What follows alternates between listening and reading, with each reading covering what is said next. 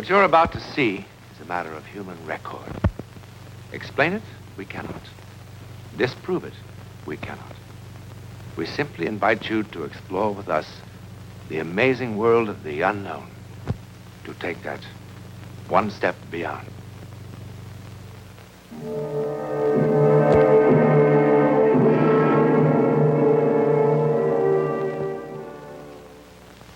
What you're about to see has haunted the minds of men for 40 years. A miracle or a soldier's fable? You decide. At 22:30 hours on the night of November the 14th, 1915, something happened in the war-darkened skies over Europe. It was seen by a British mortar unit here in Flanders. It was by a Russian sentry on the East Prussian front. It interrupted the maneuvers of an Italian infantry company here. It was observed by an Allied reconnaissance plane over the English Channel. Thousands of soldiers from all the nations of Europe ultimately were involved. But in the beginning, there were only 4.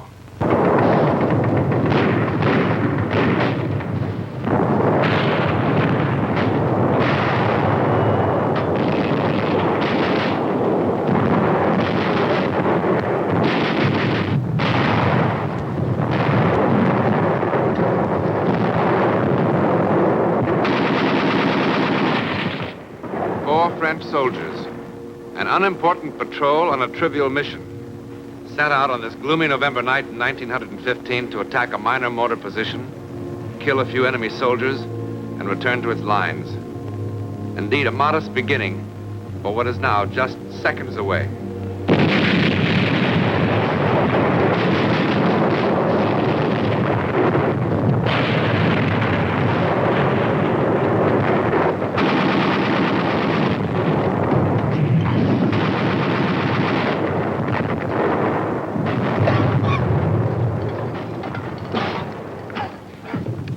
Think of all the pleasant things a man of my sensitivity could be doing tonight. Watching the ballet, playing the piano, enjoying vintage wines. A night like this is good for only 2 things: picking pockets or making love. And on your feet.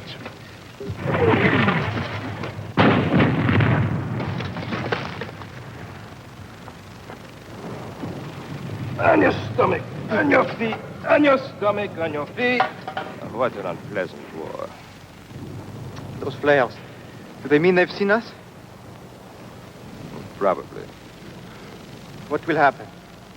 If they kill enough of us, the next ration of schnapps. If we kill enough of them, perhaps they let us take a bath. It must feel strange to kill for the first time. Strange. Actually, I enjoy it. Each time I kill, I think there's one less push between me and those lovely bottles of wine gathering dust in my cellar. When's that blasted thing going to fall? Probably hanging from a parachute. Where do you see a parachute? How can it just hang there? It's so bright. Come on. Burn up. Fall.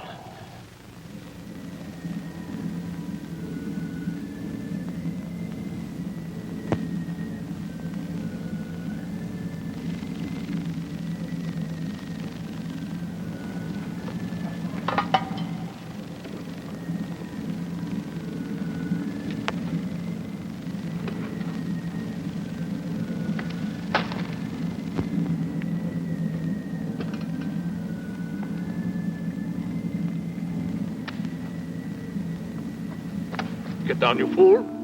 Get down, you'll get your heads blown off. Come back here. Come back, pick up your guns. Come back here. What are you running from? It is only a dirty bush. Think it is just a flare.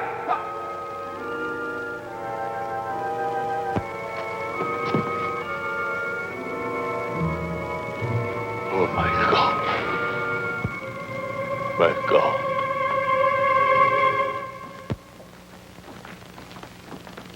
On your feet, you up. At ease, as you... No need for formality. I'm Captain Tremaine of the Adjutant General's office. I've been appointed to defend you at your court-martial tomorrow. Tomorrow? What's the big hurry? It's the cooks they should court. They're poisoning the whole army. I don't know why they chose me. My practice was civil law. What do I know about a mess like this? It's reassuring to know that our defense is in such good hands. But there's not much of a defense, soldier. Obvious what happened. The charges say it all. Cowardice in the face of the enemy. Cowardice! It wasn't that at all. Quiet. Show respect. But I wasn't afraid. I mean, I was at first, but it wasn't that. Do you know who the prosecutor is? Major Lamar of the High Command, that's all. I've just been a captain for the last 2.5 weeks. I don't suppose the captain would be demoted if he should lose his case. Oh, don't worry about that. He'll lose all right. It's bang, bang, bang for us. Well, how can I win? It's all here in black and white. At a time when the Boche are defeating us everywhere, Lamar will eat me up alive. Well, I'll do the best I can. But you'll have to be absolutely honest with me. No need to hold back anything. Sergeant Vai, look at this record. I just don't understand it. The Croix de Guerre. What happened? How could a brave man like you run from the enemy? Ask the others. I'm asking you.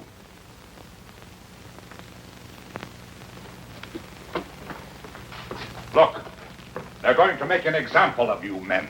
That's why they're doing it so fast. Don't you understand that? Sir, ask the others. I really don't want to ask any of you. I don't like to defend cowards. Why do you call us cowards? What did you want us to do? At first I was blinded by the light. I couldn't see anything. And then I wasn't in the shell hole anymore. I wasn't. I was home. Home? Yes. I was home. No, it wasn't my imagination. I was really there. It was morning.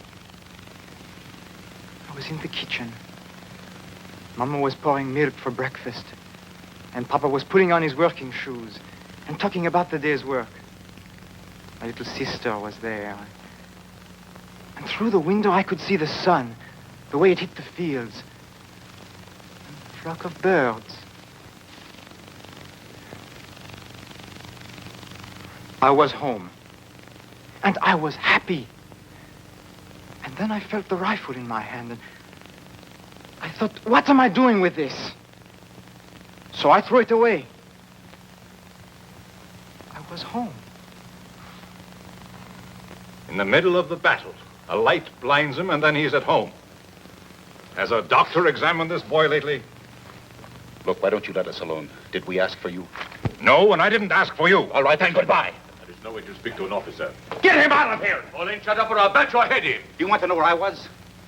Well, listen to this, Captain Fancy Pants. Let me tell you where I was. I was on the deck of the Montes. A rusty little freighter carrying pig iron from South America to Marseille. Flopped on the forward deck, just taking it easy. I never felt like that in my whole life. I was free. I could breathe. There was nobody in the world that I wanted to punch in the mouth. I wanted to stay like that for 100 years. A part of everything. Everything. Tell me I wasn't on that boat. And I'll make you eat all those pencils.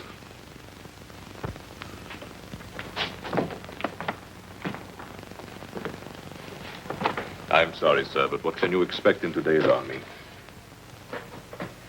When that flare burst, I really didn't see a thing. Well, that's better. Then why did you run? Somehow the air had changed. It had become soft and warm like summer's night. In November? Oh, logic told me it was freezing cold. And yet I felt a warm breeze on my face, and my feet were no longer cold. And the air was suddenly filled with all sorts of remarkable scents. Tangerines, night flowers, dust, the way it settles after it's been watered down. And I think even incense. The kind my aunt used to burn under her favorite saints in church. Feast of odors after the stink of war. I felt an exaltation, a love of life. And the gun in my hand suddenly felt obscene.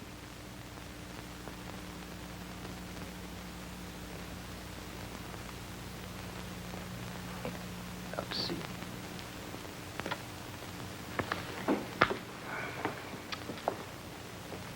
Sergeant, sometimes on a patrol, it's no secret, the men take along a little brandy in their canteens to keep warm. Ha! Now we were all drunk. You're all talking like drunks. Nobody had a drop. What did you see, Sergeant? I'm going to look like the world's biggest fool. I was in the kitchen. Mama was pouring milk. I was on a freighter, carrying pig iron. Like incense my aunt used to burn under her favorite saint. They'll laugh me right out of the courtroom.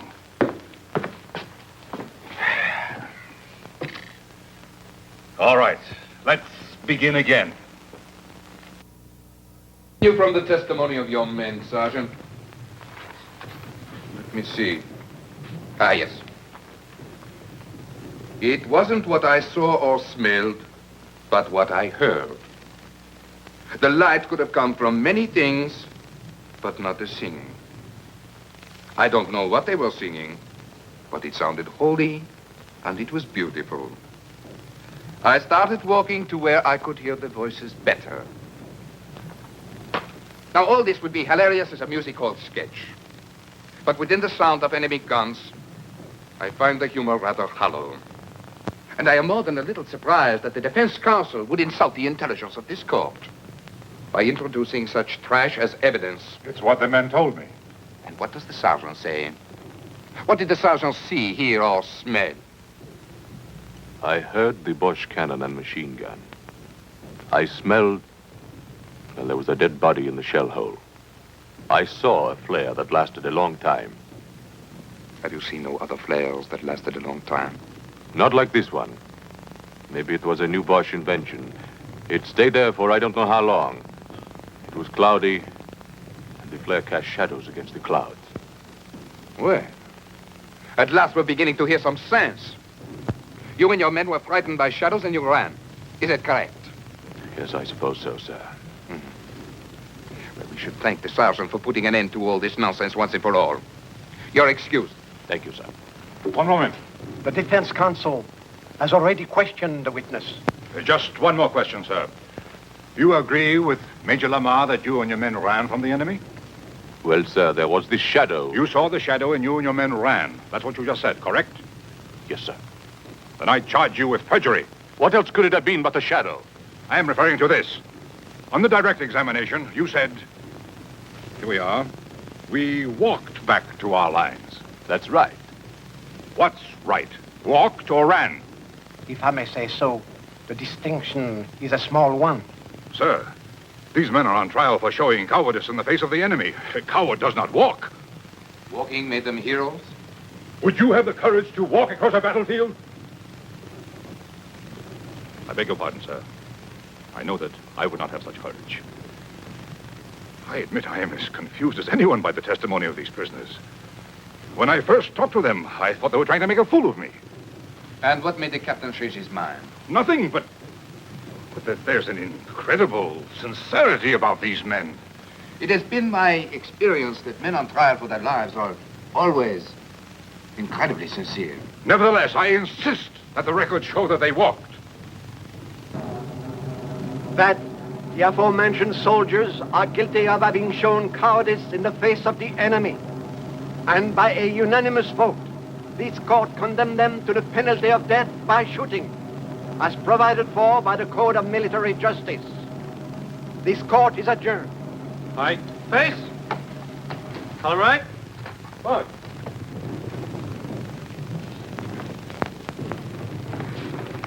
Cheer up, Captain. You did a good job. better than they deserved. Are you sure that's all it was, sir? All what was? I mean what the sergeant said, that the shadow was caused by a flare. Of course. The rest is rubbish. Be sensible. What else could it have been?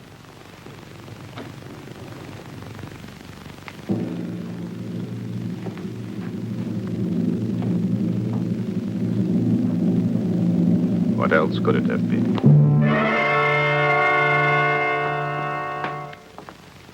Good morning. Is it? It's difficult for us to tell down here. I'm going to see the commanding general and try to get a stay of execution. You don't sound hopeful. I'll do my best. I think you will. And that's most curious. Why? I'm a lawyer, that's why.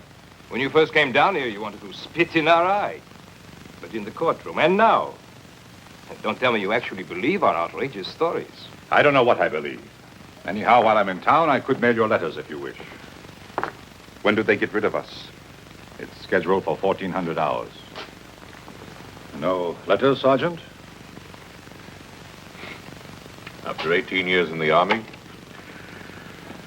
I've nobody to write to, sir. Sergeant. Is that all it was? Just a shadow? If I told them I saw Noah's Ark passing by, would that have saved us? No, I suppose not. Oh, Captain, you could do me a favor. When you go into town, you could get me a bottle of good cognac. Something really first-rate, I mean. I would like to have one last taste of first-rate cognac.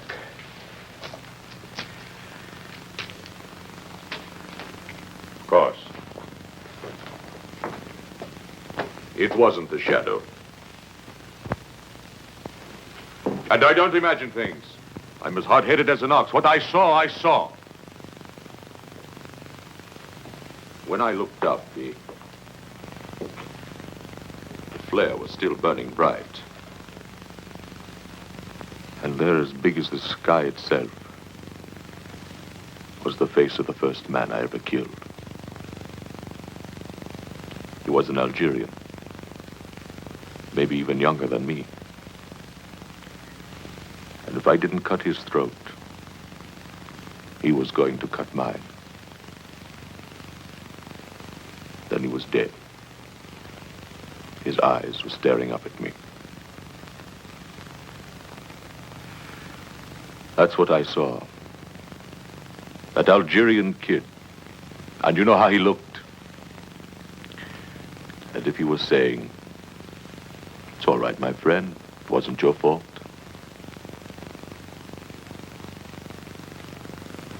That didn't make me feel any better about it. For there I was again with a gun in my hand and a belt of grenades around my neck. And if it wasn't my fault that Algerian kid was dead, well, then whose fault was it? You think I would say something like that in court and let them laugh at me, too?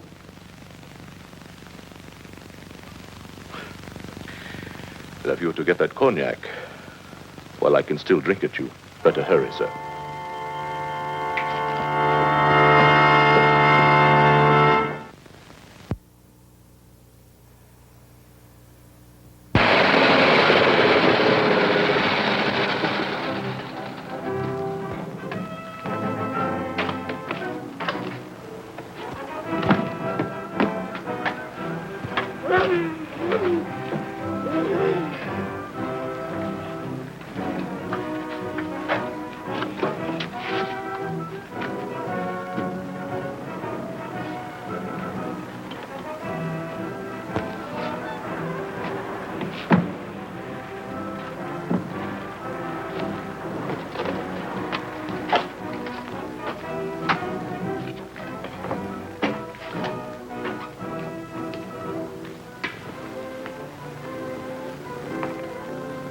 Could the captain spare a cigarette? Take them all. thank you, sir. Oh, thank you. My grandfather will be so happy. You see, we are all that's left of a family of 7. I'd like to return the captain's kindness. That's all right. Would the captain like a sack of white flour? At a reasonable price. No, thanks. Or fresh butter or eggs? I have a fine Polish ham. Does the captain need any potatoes? A gold watch, in perfect condition. Solid gold. Bite it. I'm after 2. Can't be that late. 10 after 1. My grandfather thanks you for the cigarettes. Can you get me some cognac? But of course. It's got to be first class. First class cognac is expensive. Doesn't matter. I'm not bringing them anything else. Pardon? I've got to have it right away. Have to be back at the prison before 2 o'clock. Our house is at the edge of town. Get in. I'll direct you.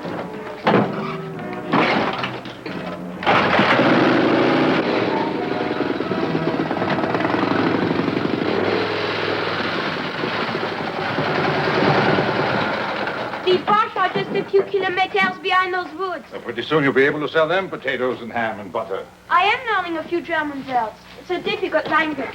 I'm sure. The cognac is in the cellar. I'll get it.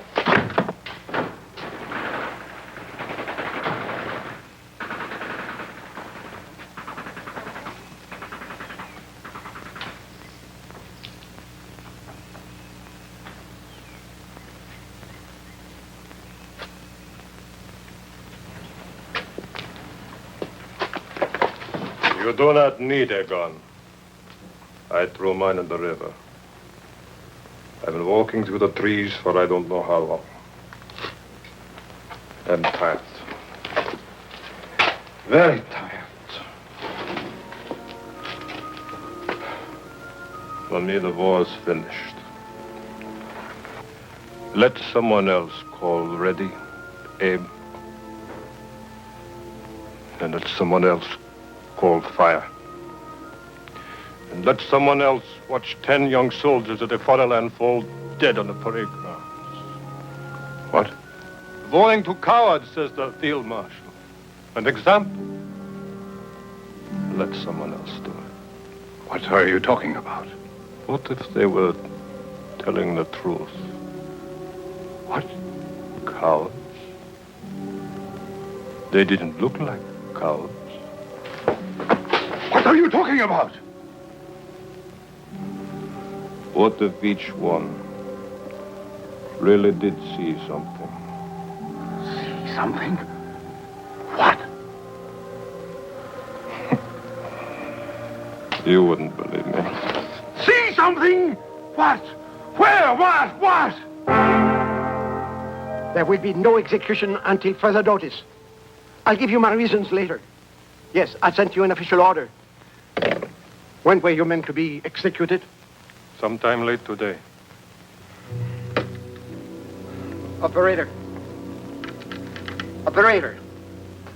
I want to talk to someone in the International Red Cross. Someone with authority to contact the German commander of this sector. Hurry. This is an emergency. Of everything that happened, perhaps the final miracle was the chance meeting of 2 enemy soldiers because a sergeant wanted a taste of cognac. Within 24 hours, similar reports were coming in from all over Europe. Actually, no one was ever sure of what happened in the sky that dark November night. Ours is one version of the story. There are many others. But the one fact to remember is that more than 1,000 men did see or sense something. In any event, it is a matter of public record that for a while, men could not kill each other. And in the end, if all else is false, that is miracle enough.